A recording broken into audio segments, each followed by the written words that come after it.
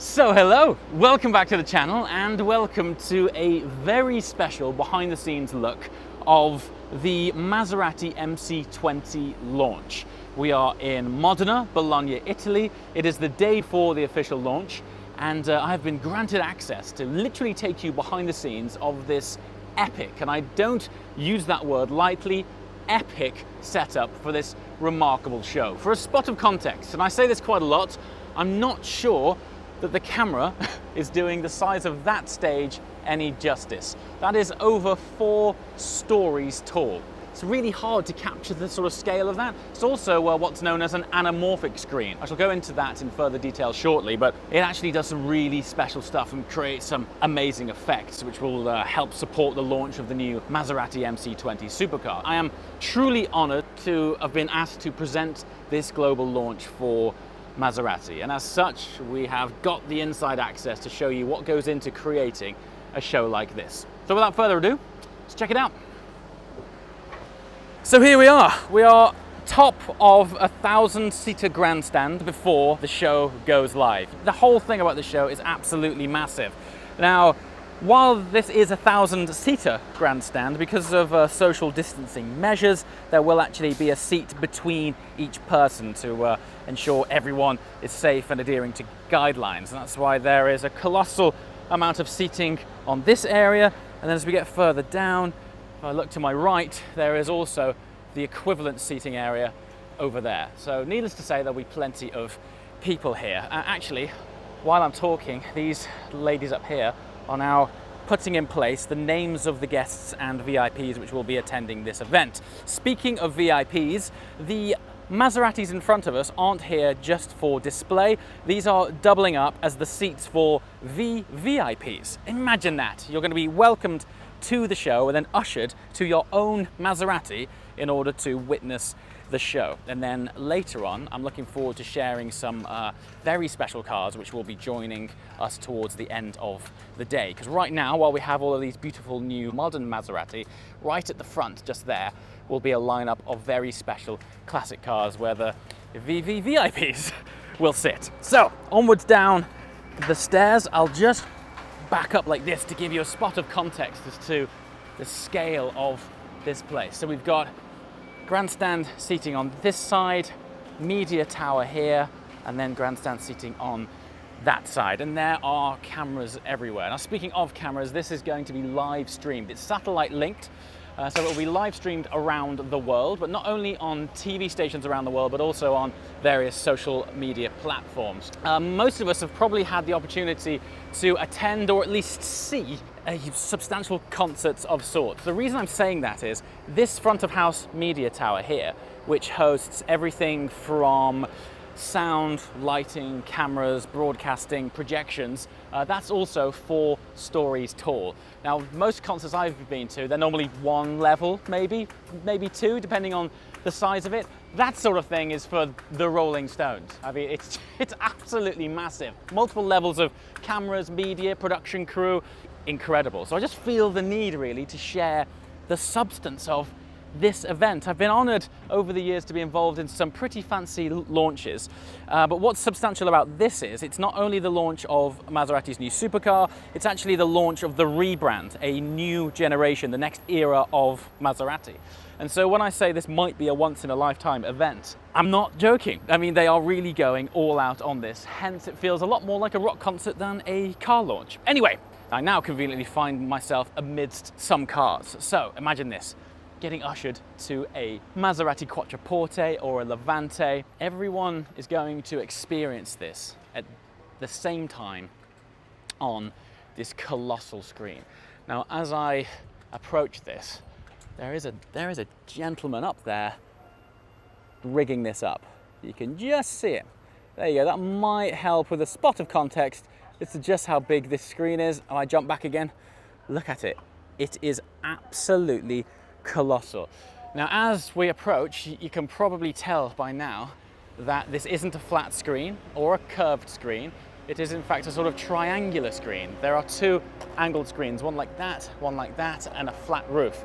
Now, this is known as an anamorphic screen, and what it has the impact of doing is creating the effect that the image which is projected on these screens actually floats in midair. It is amazing. It's really hard to capture this on camera. I can't tell you.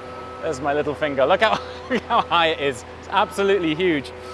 The idea being any image which is projected on here sort of floats. It looks like you can reach out and grab it. It's a sort of 3D holographic effect. And there will be some really trick special effects taking place when the car eventually arrives on stage. But I just wanted to come up here and set some context really as the kind of impact that this surrounding is going to have. Imagine you're in those cars, you're getting a view of this 4-story screen. It's going to be monumental. One thing which I haven't mentioned is the drum kits. Now I won't give too much away as to why they're here, but there is reflecting drum kits. One here, one here. Look at the size of these speakers. We got these speakers here. My voice will be projected outside of those. These people look like mountain climbers. That's how big this thing is. I didn't even spot him. Okay, so a minute ago I mentioned that there would be some VVIP seats at the front row of this show, which is of course the classic cars, the history that makes Maserati so special, which just so happened to be rolling out of the pits right now. This is a 1967 Maserati 4000 Mistral. Look at it, it's so beautiful, and what a fantastic experience for whoever's going to get to sit in these classics and witness this show from these cars. And just to the left of that we have a Maserati 3500 GT Vignale Spider. Even the names of these things sound cool, you know? What I find beautiful about this event is that we have two cars parked next to each other, built in the same town over 50 years apart. So I think it's beautiful that the people sitting in this car and this car are going to witness the same scenes, albeit with a completely different experience, all from the same brand of Maserati. And just on time, the Bora. How beautiful is that? It actually still looks like a concept car. It's so small, it's so compact. And these cars have come straight out of the heritage collection of a Maserati. So they are beautifully maintained. They look like they rolled out of the factory yesterday. Stunning, stunning things. Now then, this is a special little thing. This is the Maserati Merak 2000 GT.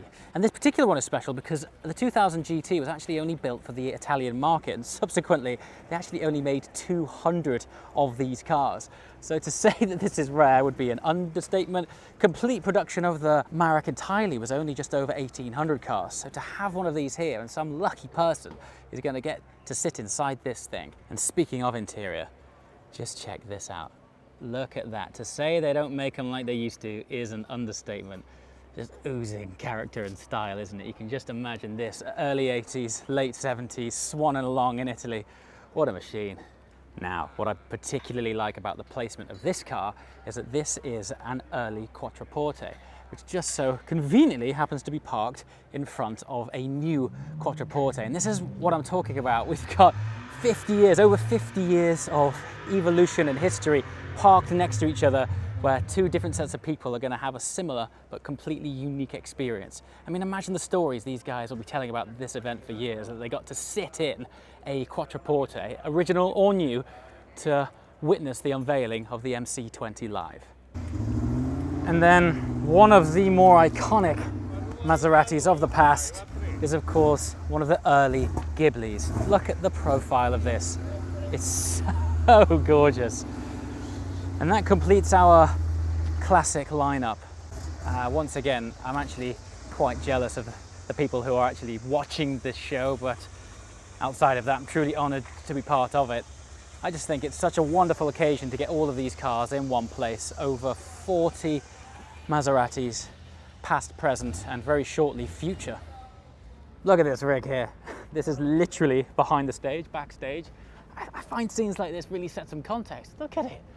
I mean, it's like the beginning of a skyscraper, the amount of scaffolding they've got going on there. Anyway, what we're going to do now is literally take you behind the stage. So earlier on, when I was talking about this being satellite broadcast and live broadcast to various territories around the world, this is said setup. So you can see all these satellite dishes from these broadcasting vans here. I've got this massive rig and massive truck. It's really crazy how big this is, coming from a YouTube world, which quite frankly is not as not as much of a bigger deal as this. Right, I'm going to take you. So this is our sort of behind the scenes dressing room.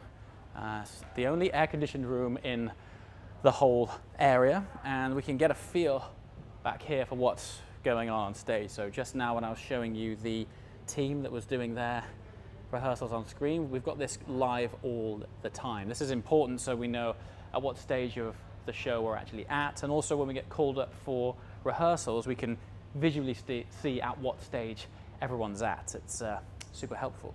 And now I'll take you into my, I'll say my room, which I believe is in here. I can always tell by the shoes. Yes, here we are.